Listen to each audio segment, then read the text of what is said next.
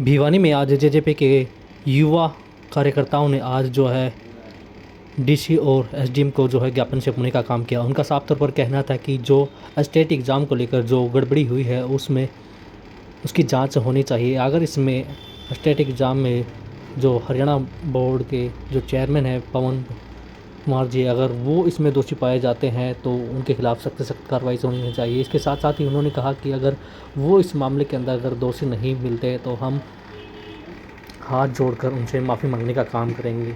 इसके साथ साथ इन्होंने कहा कि अगर समय रहते अगर उनकी जांच नहीं की तो आने वाले समय में एक बड़ा घोटाला हो सकता है। क्या कुछ खास कहा देखिए इस खास रिपोर्ट में।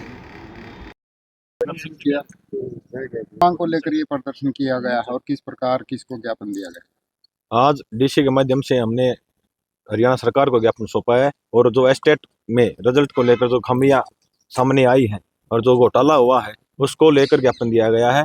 और जो एक भिवानी के आप भी लोकल हो हम भी लोकल हैं, पूरे शहर में चर्चा है ये चेयरमैन पैसे लेके एस्टेट के बच्चों को पात्रता दी गई है। 3 लाख रुपए किसी से ले लिए, 4 लाख किसी से ले लिए, बिल्कुल खुले में ये रेट चला है। और जो त्रुटि के नाम पर 1284 बच्चों को पास किया गया है। 7 लाख बच्चों का रिजल्ट निकालने में इनको 30 दिन का समय लगा और त्रुटि के नाम पे जो 1284 बच्चों का रिजल्ट निकाला वो उसमें 110 दिन का इन्होंने समय लगाया और उन बच्चों का रोल नंबर आज तक सार्वजनिक नहीं किया गया। और रही बात बीजेपी सरकार की जो कहती है हम बिना पर्ची बिना खर्ची की नौकरी लगाते हैं, एक ये उनके मुंह पे करार तमाचा शिक्षा बोर्ड चेयरमैन ने मारने का काम किया है। जो सरकार तीसरी टर्म रिपीट कर गई सिर्फ पर्ची और खर्ची बंद करने का नाम लेके। इस सरकार में बड़े पैमाने पर पर्ची खर्चिया खेल चल रहा है जो आज एस्टेट घोटाले के रूप में उजागर हुआ है।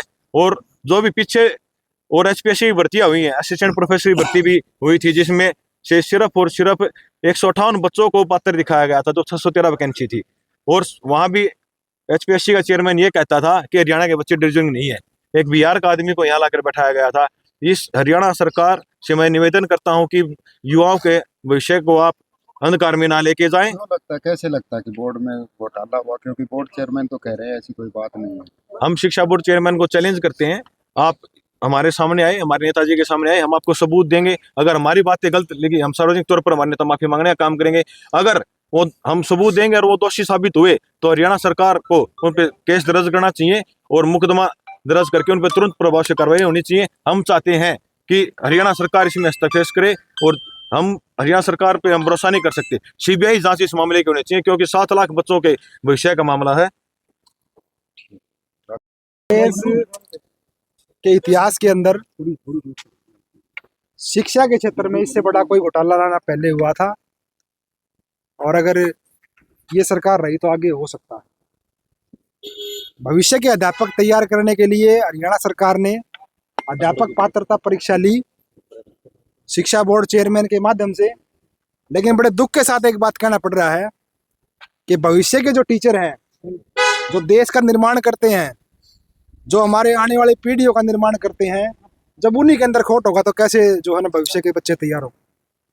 1284 बच्चे जिन्हें संदेह का लाभ दिया गया और हमारे पास प्रूफ है इस चीज का।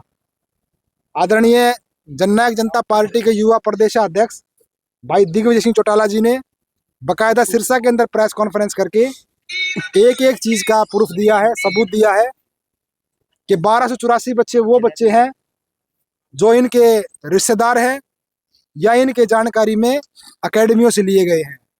गरीब का कोई बालक नहीं है इसके अंदर। अगर संदेह का लाभ देना है तो भाई 7 लाख बच्चों को दिया जाए। उन्होंने ही परीक्षा दे रखी है, वो भी किसी किसान के बच्चे हैं, किसी मजदूर के बच्चे हैं, किसी गरीब के बच्चे हैं। हमारे पास ही नहीं है। बोर्ड चेयरमैन सार्वजनिक की बात आप सीट की कर रहे हो, रजिस्टर का अभी तक कह रहे हैं।